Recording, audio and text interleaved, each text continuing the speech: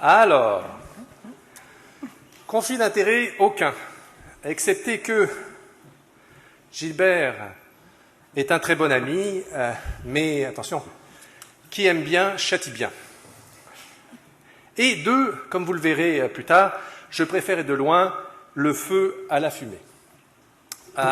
Alors j'ai été un peu surpris quand j'ai vu le titre de mon protagoniste, ou plutôt antagoniste, Rack à bas débit paradoxal, un concept fumeux. Alors je suis allé voir dans le dictionnaire quand même, et concept fumeux veut dire peu clair, peu net, et vous verrez que ça va être difficile à défendre parce qu'il y a beaucoup de littérature déjà sur ce sujet-là. Et j'aurais de loin préféré un concept fumant qui, comme vous le savez, veut dire extraordinaire. Mais je me suis consolé en me disant qu'il aurait pu aussi choisir le titre de concept fumiste, qui veut dire peu sérieux. Mais, comme vous le savez, le vieil adage qu'on utilisait déjà au XIVe siècle dit qu'il n'y a pas de fumée sans feu. Alors, aujourd'hui, je vais laisser Gilbert vous parler de la fumée. Et quant à moi, je vais m'attacher à vous parler du feu. Et dans les sujets brûlants qu'on va aborder, tout d'abord, la première démonstration que j'aimerais faire, c'est que le rack à bas débit, bas gradient paradoxal est une entité clinique bel et bien réelle et importante.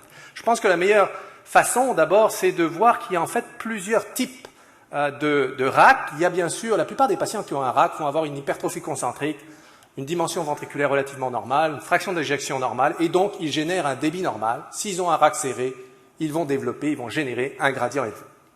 Et puis, il y a malheureusement ces patients, environ 5 à 10% des patients, qui ont une fraction d'éjection effondrée, souvent un ventricule dilaté, un débit à travers la valve qui est diminué. Et donc, ces patients, qu'on qualifie comme ayant un rack à bas débit classique, vont éventuellement présenter un bas gradient malgré la présence d'un rack serré. Et comme vous le savez, ce sont des patients à haut risque. Et l'entité dont on parle aujourd'hui, c'est le rack à bas débit paradoxal. Donc, fraction d'éjection normale, mais contrairement aux patients en rack à bas débit classique, des petits ventricules avec une hypertrophie concentrique, petite cavité, remplissage diastolique altéré. Donc en fait, beaucoup de similitudes avec l'insuffisance cardiaque diastolique à fraction d'éjection préservée. En fait, une physiologie de type restrictive. Et ces patients, malgré une fraction d'éjection normale, vont avoir une fonction pompe, un volume d'éjection diminué et donc un débit transvalvulaire abaissé. Et donc eux aussi peuvent présenter un bas gradient malgré un rack serré. Alors, le meilleur moyen d'illustrer ce rack à bas débit paradoxal, c'est de prendre un cas clinique. Donc, c'est une femme de 78 ans qui est symptomatique, qui a d'hypertension, fraction d'éjection estimée à 60%, donc dans la plage normale. La sévérité de la sténose à l'écho, une aire valvulaire de 0,7 cm², indexée 0,4. Donc, si on s'arrête ici, c'est une indication de classe 1 de chirurgie. Symptômes plus rack sévère. Mais le gradient moyen est simplement de 29 mm de mercure, ce qu'on peut considérer comme étant incompatible, a priori, avec un rack serré chez quelqu'un qui a une fraction d'éjection normale. Alors, si on regarde le ventricule de cette patiente, il y a un remodelage concentrique prononcé, une petite cavité avec un volume télédiastolique estimé à 79 ml. Fraction d'éjection est clairement normale. La valve, elle, par contre, n'est pas normale. Elle est calcifiée, épaissie. Et l'aire valvulaire, par l'équation de continuité, est de 0,7 cm², comme je vous l'ai dit. Effectivement, le gradient est beaucoup plus bas que ce qu'on pourrait s'attendre pour un tel niveau d'air valvulaire. Alors, l'explication de ce gradient, c'est peut-être un bas débit, parce qu'effectivement, le volume d'éjection mesuré dans la voie de chasse du ventricule gauche est bas, 46 ml. Évidemment, quand on voit ça, la première chose qui nous vient à l'esprit, qui doit nous venir à l'esprit, c'est que peut-être il y a eu erreur de mesure, on a peut-être sous-estimé le volume d'éjection, d'où l'importance de toujours vérifier, de corroborer la mesure par différentes méthodes, méthode volumétrique 2D ou mieux 3D.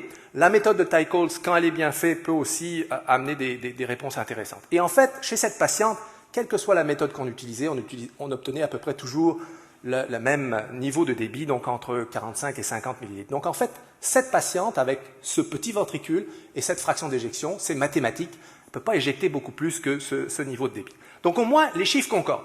Ce n'est pas suffisant pour référer le patient en chirurgie. Et comme les patients en rack à bas débit classique, on peut aussi, chez ces patients, faire une écho de stress à la dobutamine. Attention, c'est un protocole basse dose, progressive, avec un monitoring serré de la pression artérielle et de la vélocité dans la voie de chasse. Et vous voyez qu'ici, à 15 micros, le gradient moyen est déjà à 57 mm de mercure et une aire valvulaire qui n'a pas bougé, donc en fait compatible avec un rack serré. Et si on regarde le scanner et la charge calcique de la valve, on a un score calcique à 1900 unités à Gagston qui, si on se réfère à cette belle étude du groupe de Bichat, est encore une fois consistant avec un RAC serré. Donc cette patiente a été opérée et a bien évolué. Donc en fait, elle a ce qu'on a décrit en 2007 comme étant un RAC à BDB bas gradient paradoxal qui est souvent associé avec une augmentation de la post-charge globale et une diminution de la survie. Alors, ces patients sont le plus souvent, vous ne serez pas surpris, des femmes âgées avec l'hypertension artérielle concomitante, souvent aussi de l'insulinorésistante, qui sont toutes des conditions qui prédisposent à ce remodelage concentrique prononcé. Et ces patients donc, ont cette physiologie restrictive et donc un volume télédiastolique qui est anormalement bas, et même s'ils ont une fraction d'éjection normale, eh bien, la fonction pompe, le volume d'éjection est diminué, et donc ils peuvent présenter, à cause de ce bas débit transvalvulaire, un bas gradient malgré un RAC serré, parce que, souvenez-vous, le gradient est hautement dépendant du débit. Et effectivement, le gradient ne vous dit pas toujours la vérité. Bien sûr, si vous avez un gradient ou une vélocité du G qui est élevée, vous savez que vous avez un RAC sévère. Mais si le gradient est dans la plage modérée et que l'air valvulaire est dans la plage sévère, comme dans ces 250 patients qu'on a étudiés, et là, il faut être prudent. Et bon, de façon non surprenante, les patients qui avaient le gradient le plus élevé ici étaient les patients à débit normal en orange, et ceux qui avaient le gradient le plus bas étaient les patients avec bas débit classique, donc les patients avec fraction d'éjection effondrée. Et entre les deux, vous avez en bleu les patients avec bas débit paradoxal. Alors, ce qui est intéressant, c'est qu'ici, tous ces patients ont été opérés. On a pesé la valve, et le poids de la valve est un marqueur de sévérité de la sténose, bien sûr complètement indépendant du débit. Et vous voyez que la relation va complètement dans le sens inverse, c'est-à-dire que les patients qui sont les pires sont les patients avec RAC à bas débit classique, ensuite c'est les bas débit paradoxal, et ensuite les patients à débit normaux. Ce qui suggère qu'en fait ces patients à bas débit paradoxal sont à un stade plus avancé de leur maladie valvulaire.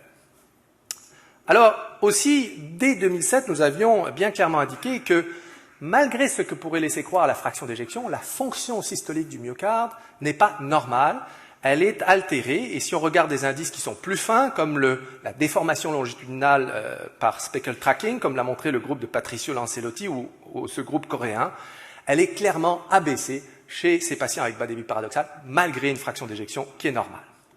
Et je pense que Gilbert ne pourra pas me contredire sur ce point, puisque dans cette belle étude multicentrique qu'il a publiée récemment avec son équipe et avec plusieurs centres, il a démontré que le RAC à bas débit bas gradient paradoxal était associé avec une plus haute charge hémodynamique globale, une plus haute post-charge, comme nous l'avions déjà décrit en 2007, et une réduction de la fonction systolique longitudinale.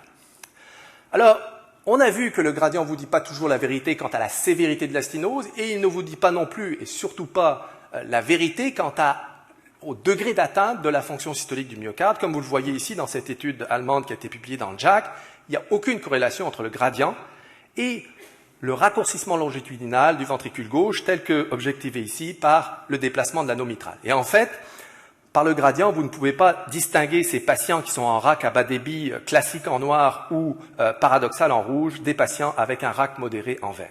Maintenant, si vous utilisez un indice qui est standardisé pour le débit, comme l'impédance valvulo-artérielle, qui est en fait un indice de la charge hémodynamique globale, vous retrouvez la corrélation avec le raccourcissement longitudinal, et vous voyez bien que les patients en bas débit sont dans la pire situation, donc une charge hémodynamique la plus élevée et une cinétique longitudinale la plus altérée, alors que les patients avec RAC modéré sont évidemment les mieux. Alors, donc, il est important de bien identifier cette entité qui est le bas débit paradoxal, et voici les caractéristiques que vous pouvez utiliser pour identifier ces patients. D'abord, une aire valvulaire qui est dans la plage sévère, par définition. L'aire valvulaire indexée est également dans la plage sévère. L'indice de perméabilité, ce ratio de la vélocité dans la voie de chasse sur la vélocité transvalvulaire aussi sévère. S'il n'est pas dans la plage sévère, il faut peut-être suspecter une erreur de mesure sur le diamètre de la voie de chasse. Une valve qui est anormale, épaissie, calcifiée. Le gradient, par définition, dans la plage modérée, et je dirais c'est là le problème parce qu'on a la discordance entre l'aire valvulaire et le gradient. Impédance valvulo-artérielle élevée. Le ventricule, on s'attend à avoir un petit ventricule, avec un remodelage concentrique prononcé, ratio paroi-cavité en général au-delà de 50%. Si le ventricule est de taille normale, ce n'est pas un bas débit paradoxal. Plus de fibrose myocardique, ça a été montré récemment dans un papier dans JACC, dans une étude allemande. Une altération du remplissage diastolique avec dysfonction diastolique qui est en général modérée ou sévère. Fraction d'éjection qui, oui, est normale, mais si on regarde des indices qui sont plus sensibles à la fonction intrinsèque du myocarde, comme a parlé Erwan Donald ce matin, et bien si on regarde en particulier la déformation longitudinale globale, elle est typiquement diminuée, moins de 15 ou 16%.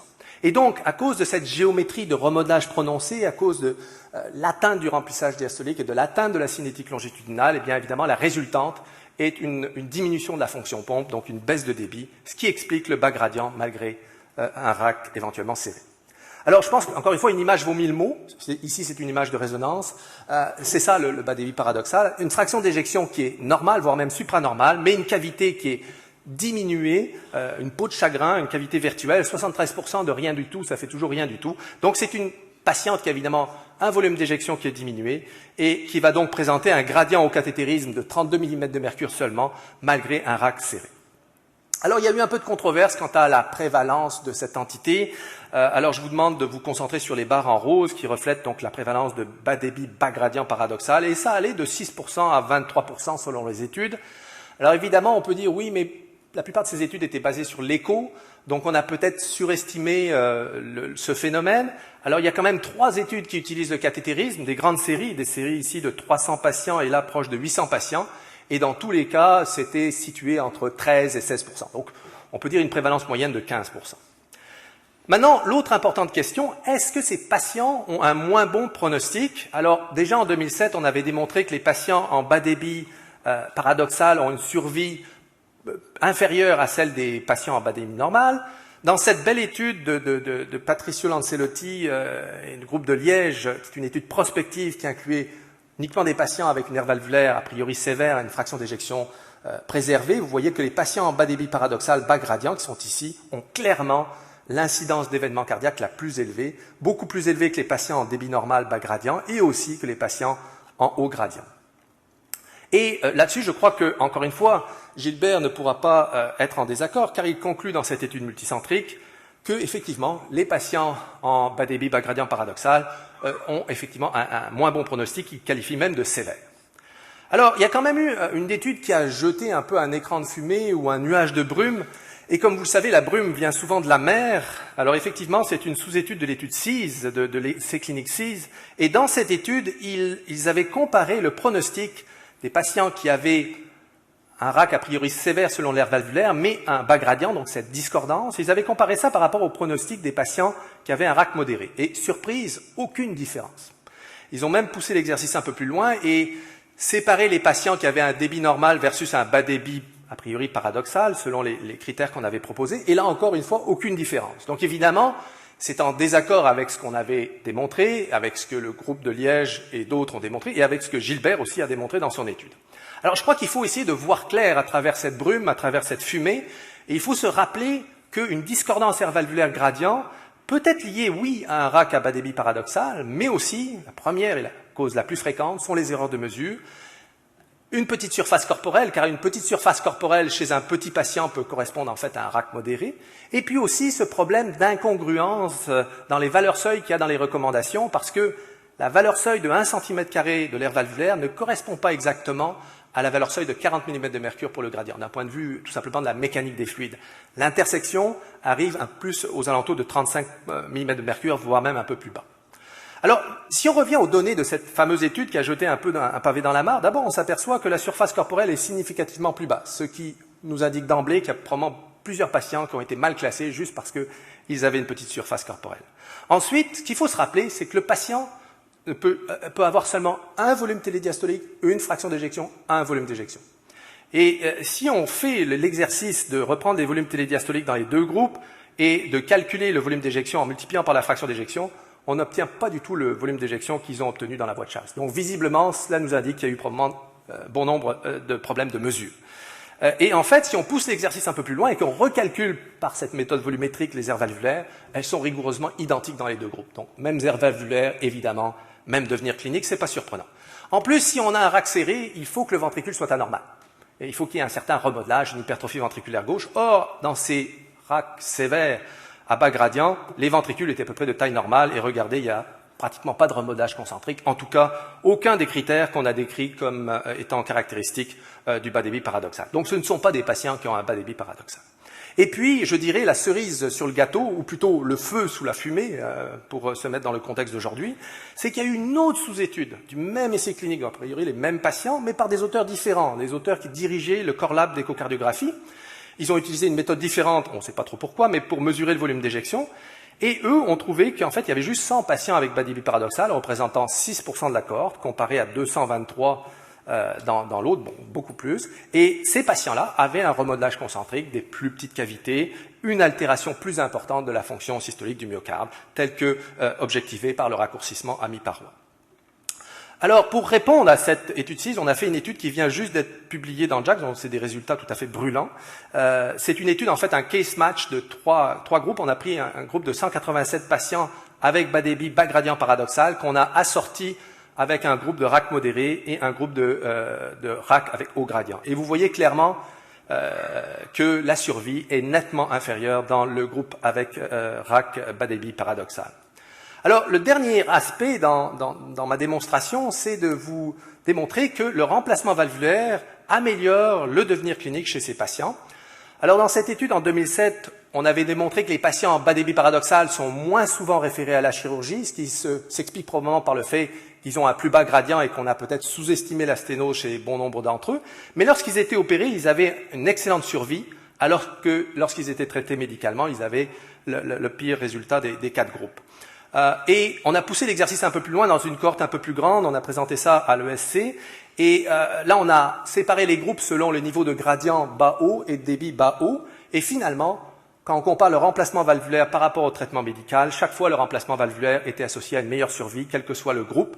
On a même fait des ajustements statistiques pour le score de propension, et en particulier, le remplacement valvulaire était supérieur chez les patients avec bas débit paradoxal bas gradient. Le seul groupe où c'était pas significatif, c'est encore une fois ce groupe de patients avec RAC, débit normal, bas gradient, mais quand tu as un débit normal et un bas gradient, tu n'as probablement pas un RAC serré. Donc ça s'explique assez bien. Et puis ça a été confirmé par plusieurs groupes, dont cette étude italienne, où le remplacement valvulaire est associé avec une meilleure survie comparée au traitement médical, même quand on fait une étude de case match ajustée pour le score de propension. Alors, je pense que c'est le seul point peut-être qui nous sépare avec Gilbert, parce qu'il conclut dans cette étude multicentrique que le pronostic ne semble pas être amélioré par la chirurgie, mais dans cette étude, d'après ce que je sais aux dernières nouvelles, il y avait 30 patients avec bas débit, bas gradient paradoxal et 8 événements. Évidemment, avec 8 événements, la puissance statistique est très limitée pour émettre des conclusions. Alors, dans cette étude que nous avons faite donc récemment publiée, eh bien, clairement, dans les patients avec RAC haut gradient, le remplacement valvulaire aortique était associé avec une bien meilleure survie, même lorsqu'on ajuste pour le score de propension. Et c'était également observé dans le groupe de patients avec bas débit, bas gradient paradoxal, mais il y a un prix à payer qui est ici, vous voyez, une mortalité opératoire un peu plus élevée dans le groupe à bas débit paradoxal comparé au groupe à débit normal, parce qu'on est à un stade plus avancé de la maladie valvulaire et aussi et surtout ventriculaire. Et puis finalement, pas de différence significative sur le plan statistique pour le RAC modéré, ce qui s'explique assez bien. Alors, ça c'est le résultat d'une étude multicentrique non encore publiée où on a démontré l'utilité de l'écho de stress, comme on l'utilise dans le RAC à bas débit, pour différencier les sténoses pseudo-sévères des sténoses vraiment sévères. Et dans ce papier, on montre qu'il y a 30% des patients avec RAC à bas débit paradoxal qui ont en fait une pseudo-sténose. C'est à peu près exactement la même prévalence qu'on a dans le RAC à bas débit classique. Donc il faut aussi exclure cette situation. Donc voici les messages que je voudrais vous livrer aujourd'hui. Une fraction d'éjection préservée n'exclut pas nécessairement une dysfonction systolique du myocarde et un état de bas débit. Donc ça, je pense que c'est un point important à retenir. Et en conséquence, un bas gradient ou basse vélocité n'exclut pas la présence d'un RAC sévère chez un patient qui a une petite aire valvulaire et une fraction d'éjection préservée, parce qu'il y a environ, en moyenne, 15% des patients qui ont cette entité de RAC à bas débit paradoxal, qui est associée avec une maladie plus avancée sur le plan valvulaire et surtout ventriculaire. Et donc, il est essentiel de reconnaître cette entité et d'exclure, bien sûr, les erreurs de mesure, l'effet de la surface corporelle. Le RAC à débit normal et bas gradient, je pense que le niveau de débit est un critère essentiel, la pseudosténose aussi. Et finalement, oui, le remplacement valvulaire améliore le devenir clinique chez ces patients avec bas débit, bas gradient paradoxal sévère. Et pour être dans l'air du temps, peut-être que le TAVI pourrait aussi amener une alternative intéressante au remplacement valvulaire, mais ça reste à être validé. Donc voilà, je vous ai parlé du feu. Je vais laisser Gilbert vous parler de la fumée. Et je sais, Gilbert, que bien malgré toi, tu vas être obligé d'utiliser des arguments probablement critiques, voire même durs à mon endroit, mais sache que je garderai toujours quand même une place pour toi dans mon cœur de feu, malgré la fumée qui nous sépare.